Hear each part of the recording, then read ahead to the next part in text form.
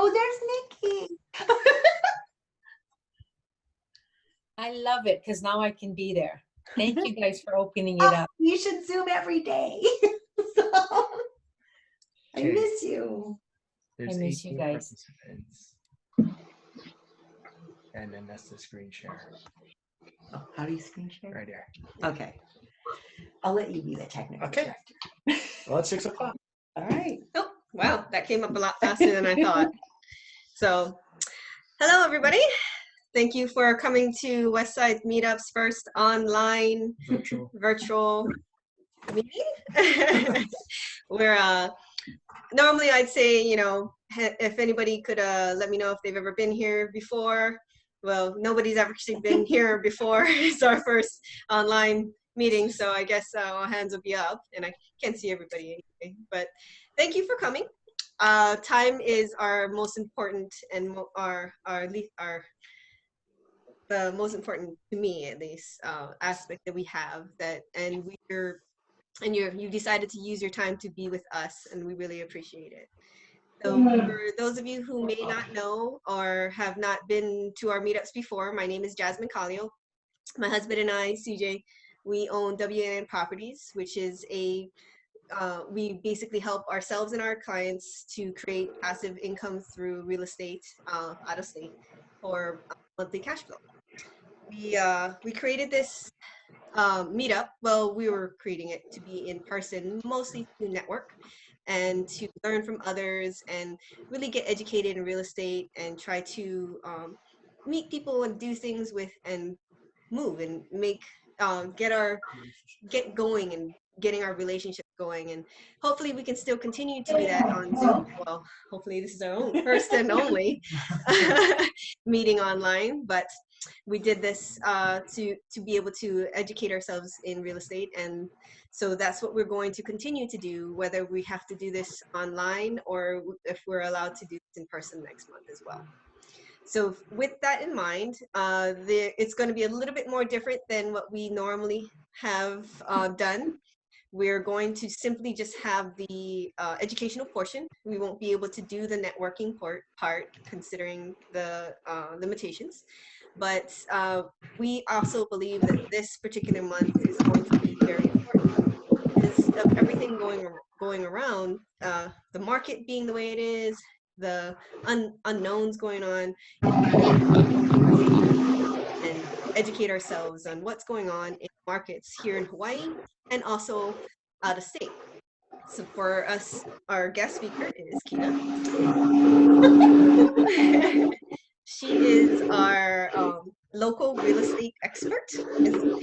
She's not only a real estate, but she's an investor herself here locally in Hawaii. So Jill has a hot mic. What I like to call is I call her the expert networker.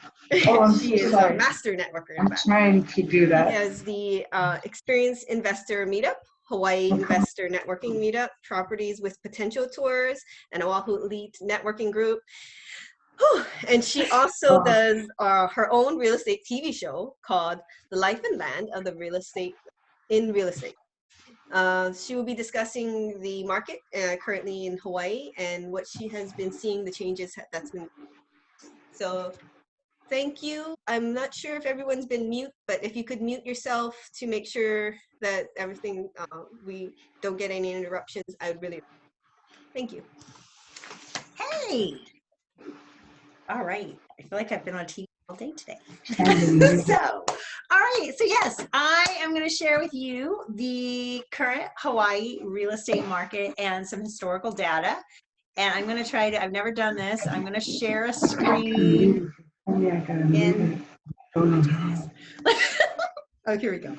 I hit share. You got it. Okay. Can you all see that? Just shake your head yes. Okay. All right. So the market. So where are we? I advanced the slide. All right. Got it. So the real estate numbers over the past 30 days compared to the previous 30 days. So I don't know how many of you follow some of the Facebook pages I'm on, but I've been posting the weekly stats just to kind of see where we've been, and then I compiled the last 30 days. So in the last 30 days, so from March 30th to, I did this last night, we'd had 571 new listings. 196 of those were single family homes, 375 condos. The previous 30 days, the February 29th, before we went on to sheltering in place through March 29th, we have 577 new listings. So not much of a difference in the new properties that came on market. So let's look at what went into escrow. This really surprised me last night as I was pulling up the data. In the last 30 days, we have opened 526 new escrows on Oahu. 285 single-family homes and 241 condos. From February 29th to March 29th, we opened 359 new escrows. So we opened, what, 100 and, I can't really do the math in my head, but 160, 170 more escrows while we were sheltering in place. Because real estate is essential. We can still go show, we can still do virtual tours, we can still accept offers. We just can't host open houses. And then over the past 30 days, the sold. Now, obviously, it's 45-day escrow. So things that are closing in the last month or so were already in escrow before we went into shelter in place.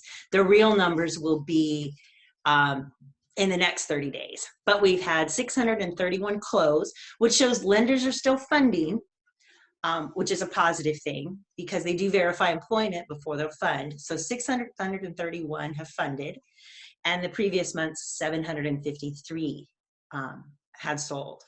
So we had a few less sell this month than the month before. So some of those could have been because they were unable to fund. And historically, whoops. Oh, okay. CJ's going to be my tech guy. We're going to look at the months of inventory. So that is always a big factor with the real estate market is, do we have enough inventory? Do we have a flood on the market of inventory? So if you look at 2018, we averaged 6, 7, 8 months of inventory on the market. Last year, we held pretty steady at 7 months of inventory. Going into 2020, we came in with 8 months of inventory. We popped up to 10.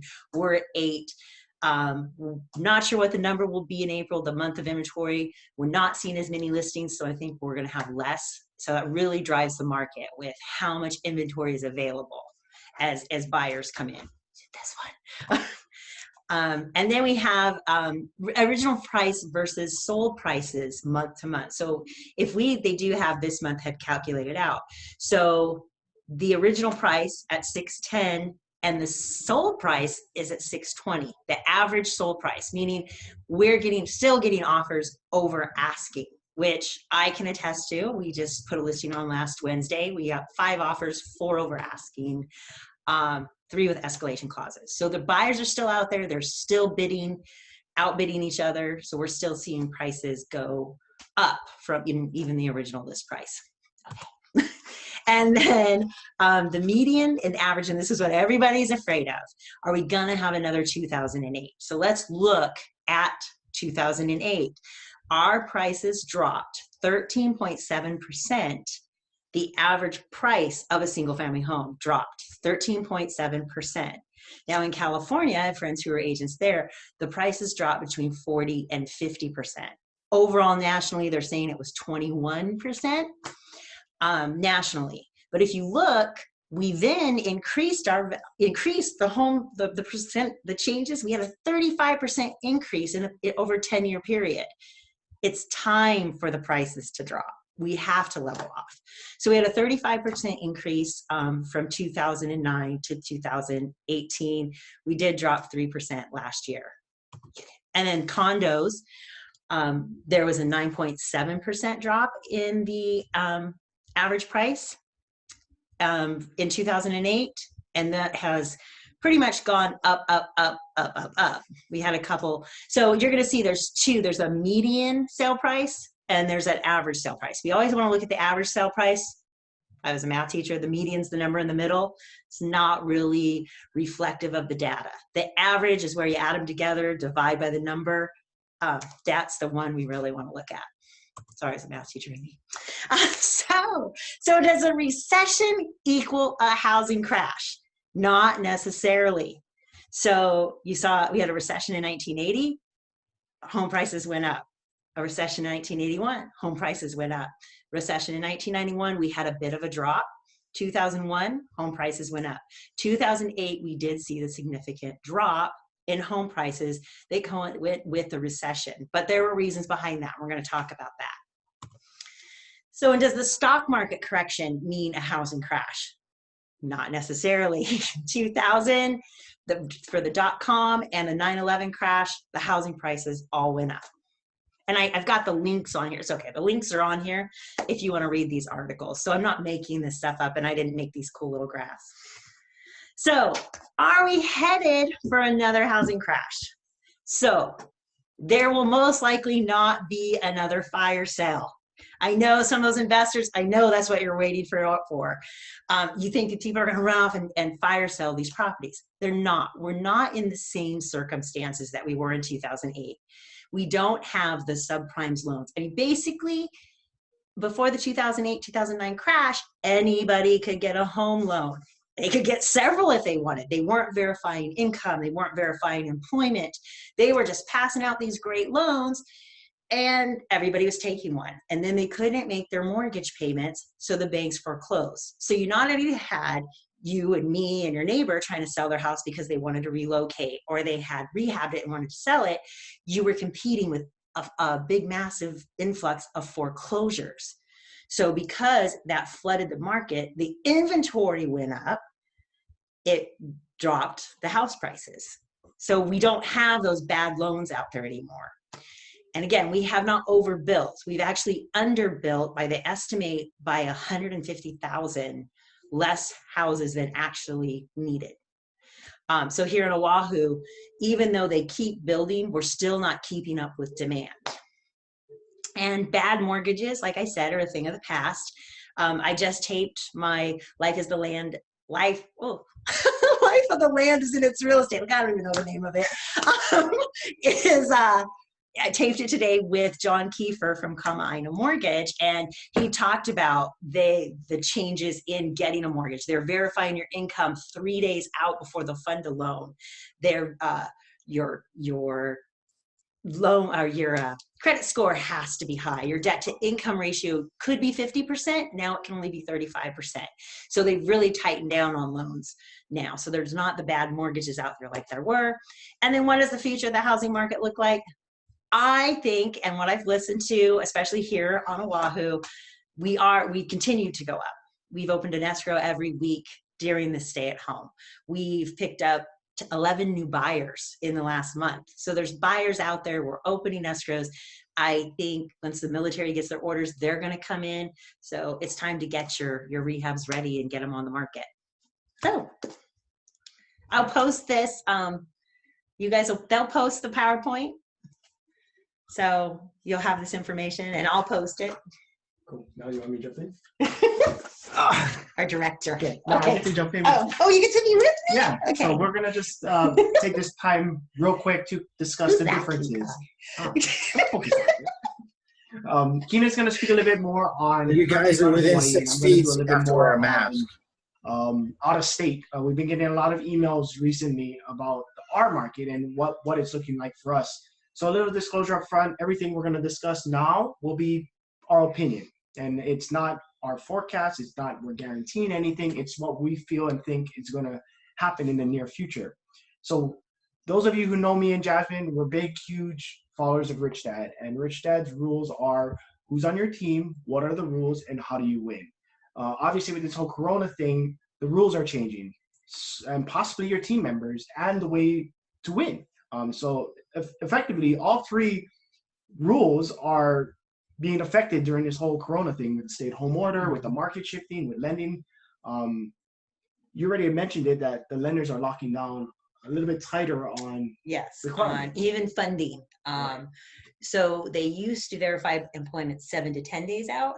Now it's 3 days out. And so a lot of the loans we had pending, they'll call, and if the place doesn't answer, they're assuming it's not open and they're not funding. Got it. So.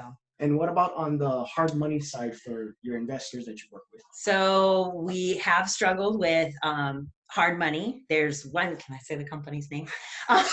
So there's one hard money lender standing that is able to get our loans processed and through. They are lending at a lesser amount. Even, you know, they were funding 80 to 90% of value. They've cut that down to 75. So you're having to bring more money to the table, but they are getting these deals closed. So we've closed 2 since we've been staying at home with investors that with this company. Okay, so they are still lending, but they might be the last one standing. Yeah, it's a bigger company. They have a larger line of credit. The mom and pop shops, the ones that are like 5 or 6 friends who have a lot of money that were lending out, most of them shuttered right as we started to see everything shut, you know, everybody stay at home. Got it. So I'll piggyback on that. In our market, what I've seen over the last month is a lot of properties that were in escrow and scheduled to close had all their hard money frozen to the point where they actually fell out of escrow and came back on market.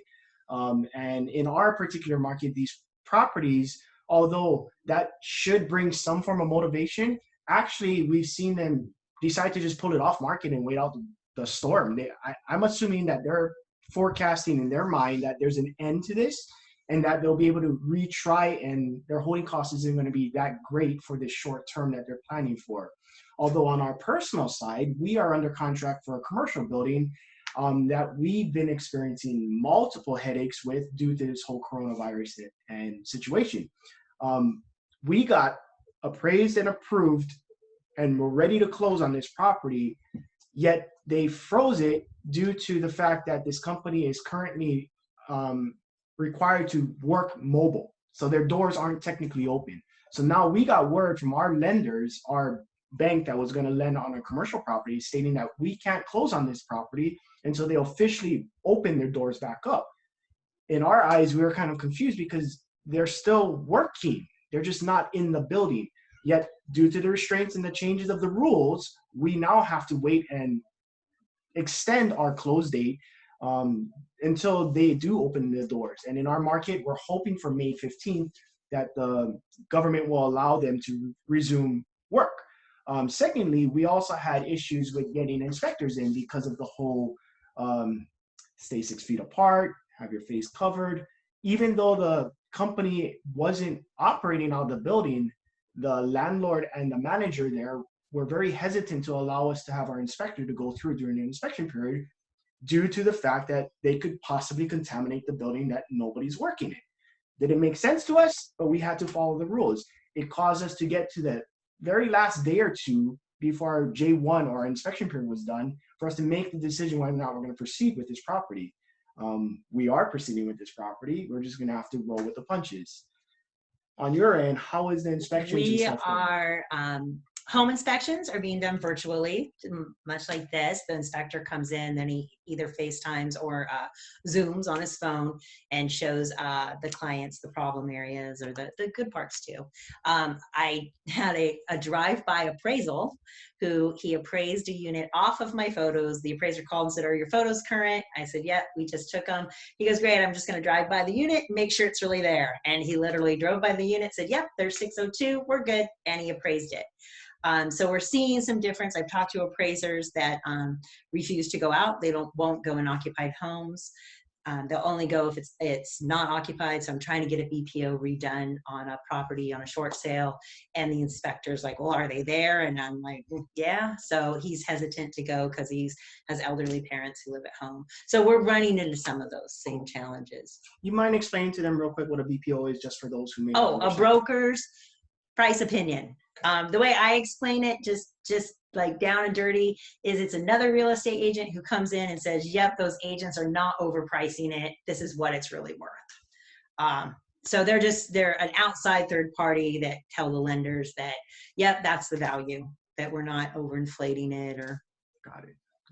So you are still able to do inspections, and they're allowing virtual inspections? They're allowing virtual inspections because you still get your 60-page inspection report, but they're taking, their camera around, they're showing you what the problem area is, they're discussing kind of like a streaming live. Yeah, like a Facebook Live inspection. As for us in our market, with the residential side of the burrs that we're doing, there are so many counties in our area that have different guidelines and rules to the point where I had a conversation with one of my team members that for him to get to the property, he had to drive through certain counties because he's not considered essential in certain counties. So it's a very challenging aspect when you have so many different counties and so many different rules to follow, that he's deemed essential in maybe county A, but county B and C in between where he lives in county D, he needs to cross C and B to get to A, but he can't go that route. He actually has to drive all the way around because he's not deemed essential. Yet in county A, where he's doing our rehab, he's deemed essential, but we only can have 5 crew members on site. But in county D, you can have 10, as long as everybody's 6 feet apart. Like, it's just very chaotic, and you would have to really know your market to understand what your rules are, especially when you're doing everything from afar. So it's an ongoing learning process for me and my team as well to kind of figure out and work within these new rules and regulations so that we can win in our burrs that we're partaking in. Okay, what are we expecting in the upcoming market? What is your opinion, I guess, on the flipping side in Hawaii? What are you expecting to come? So I think we are gonna see, definitely probably some more short sales coming on, just as people maybe don't get their jobs back. But I was predicting that was coming anyway, because especially on the west side where a lot of the VA buyers were buying and they were having bidding wars and buying over the list price. So they've bought it at the top of the market and they're going to try to put this on the market, and the market's not there anymore. So I think we're going to see short sales with that. But coming out of this, I think we're still going to have buyers coming in. We're going to have a lot more properties. I've talked to people who are holding back. They want to list after, there's not the stay-at-home order and after the virus is gone, because they still live in the house. So listings coming on, but they want to wait. So I think we're going to see a lot more on the market, but we are going to definitely see more buyers. Got it. Okay. So on the out-of-state side, what I'm already seeing is a lot of foreclosures or pre-foreclosures. Also, short sales are a big thing right now. What I'm waiting for is for those who are, or what I'm forecasting is I'm thinking sometime along of June or July, summer months for my market. I'm taking the forecast of a lot of these investors who own rental properties who do not properly run their numbers and have the reserves on the side for when the renters don't pay, or when they may just leave, or when they're allowed to finally evict after 2 or 3 months of not being able to evict somebody, that they don't have the reserves ready to, 1, get the property back into rental condition, or 2, sustain the mortgage payments. So I'm foreseeing in maybe June or July in my market that is going to be an abundance of opportunity. And this is just my opinion. And a lot of it is going to come from the out-of-state or the absentee landlord. Those who are not paying attention to their property or understanding what the rules are and what's changing in the area, or have the teams in place to be able to sustain through something of a maybe 3 to 6 month timeline. That's a good point. Now it's time to start those drips on your landlords, right, your out-of-state owners. Right. Start that mail campaign on them. Exactly. And another good one to reach out to, in my opinion, is to speak to other property managers to see if they have clientele that is struggling. And might be more motivated to offload sooner rather than later, and it's something you could probably acquire off market. The other thing too is buyers don't want to go to open houses in our market due to all these county restrictions. So there are pockets where they're selling like hotcakes, and then there are pockets where it's just sitting so long because nobody wants to go to that county and deal with the restrictions that particular county has in place. So I don't know. I'm getting ready to do some buying. Yeah. Okay. So just keep shopping, keep running your numbers. Yeah. Yeah. I've been posting videos for virtual tours. Just keep practicing. Right. Oh, I know what I wanted to talk to you about. We were chatting about this before we jumped on, but you were saying about the mortgage payments, how people were asking for some sort of forgiveness, forbearance. So that's on it'll be posted tomorrow. It's today's episode of the show. We talked a lot about forbearance. We definitely do not recommend that you go that route. So forbearance is only good for your Freddie Mac, your Fannie Mae, your VAs, your FHAs, your USDAs, your standard loans. If you need to, you can get a forbearance, meaning you don't have to make your payments. Freddie Mac just came on today, and initially it was, you're going to make one lump sum, you're going to pay us back in one lump sum. They did come on today and say, okay, we'll probably be able to work something out. So, but we don't recommend, the lender didn't recommend, I don't recommend that you go into forbearance on your standard loans. I do know some of the hard money lenders are letting you defer payments, which is different than a forbearance. If you contact your hard money lender and set up a deferral, they will let you defer your payment because they know you're going to pay that back eventually when you sell the property. It's not the same as your forbearance with your other loans. Got it. Yeah, and then for buy and hold, if you're carrying a mortgage, like me and Jasmine always harp is having a reserve in for vacancies to be able to sustain through something like this.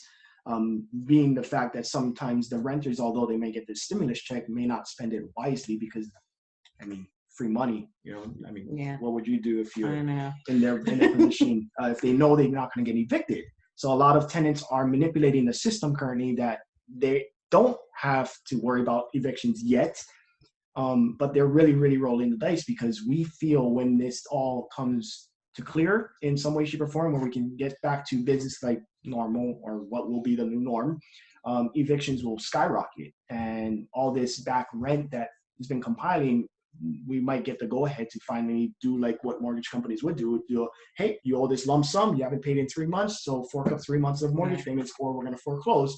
Same with us with evictions. Although we're in a year-long lease, you went 3 months without paying, you either catch up by the end of this month or we will begin the eviction process.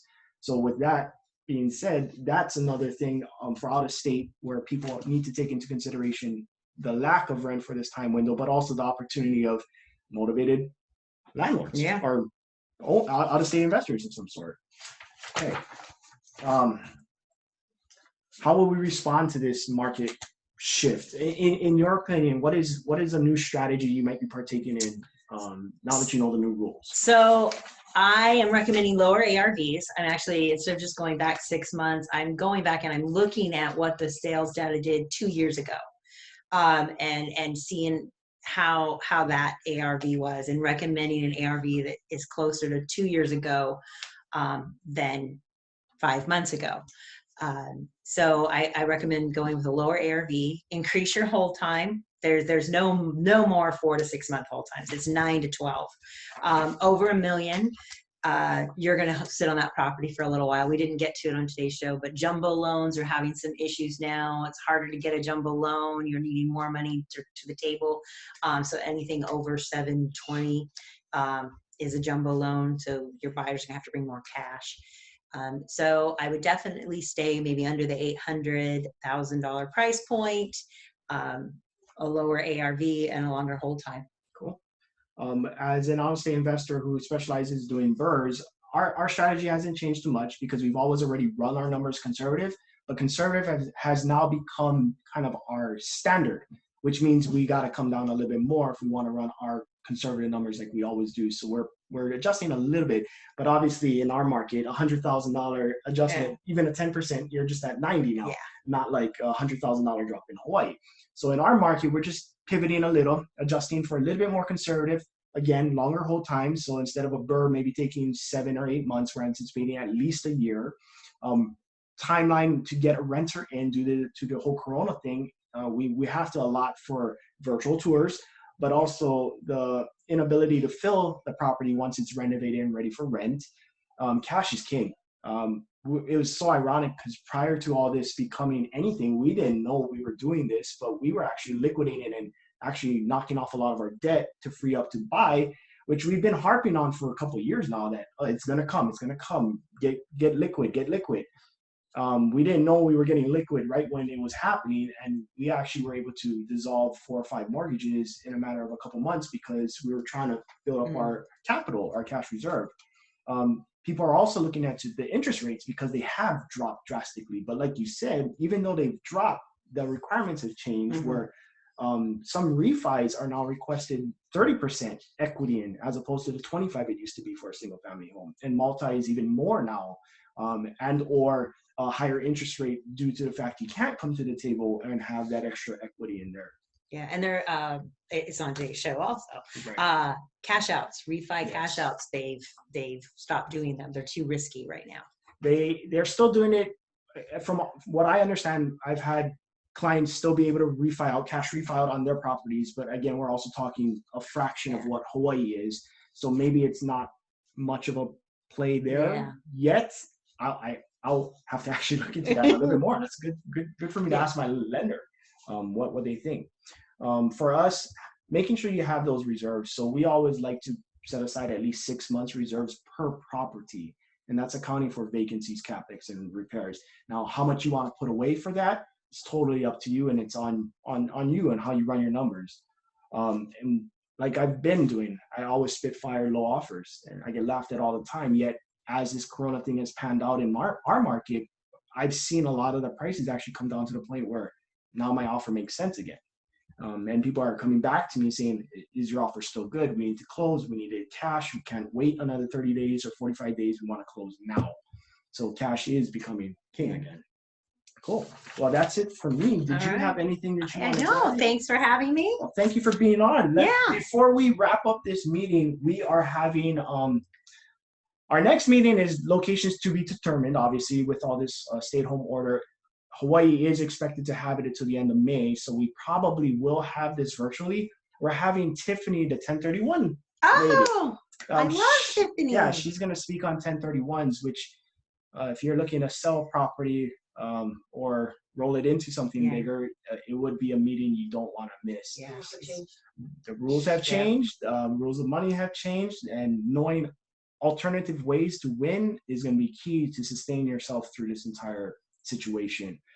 So for you guys that have joined us, we want to thank you guys so much. We did record this, so if anybody you know has missed it, we will be posting it on our Facebook page. Kina will have a link for her on her page. We are going to keep it at 6 p.m. next month. Last Wednesday, we will continue doing our emails the week prior and the day of as a reminder, with the link if it ends up being a virtual meeting, which we probably are preparing for. You're welcome. There's a little chat. But this is fun. I hope you guys enjoyed the experience. We will get better at this as we go along. Thank you for bearing with us with our little quirks. Our technological challenges. So, and we do have a meetup on, I believe it's May 12th. Don't quote me on that. And it'll be Plan B. We're going to have another investor, Angela, is going to come on and discuss your Plan B on getting out of some of your flips if they don't sell. So you need to have a Plan B. Always have a Plan B. Always have multiple exit strategies. Well, thank you guys for joining us tonight. Oh, you guys we got 5. You got 5 chats. I didn't even know we had a chat. All right. Don't mind us. We're just having a blast. But have a good night. Stay safe. We'll see you guys next month. All right. Mahalo. You guys take bye, care. Nikki. I miss you. Mama, you guys take care.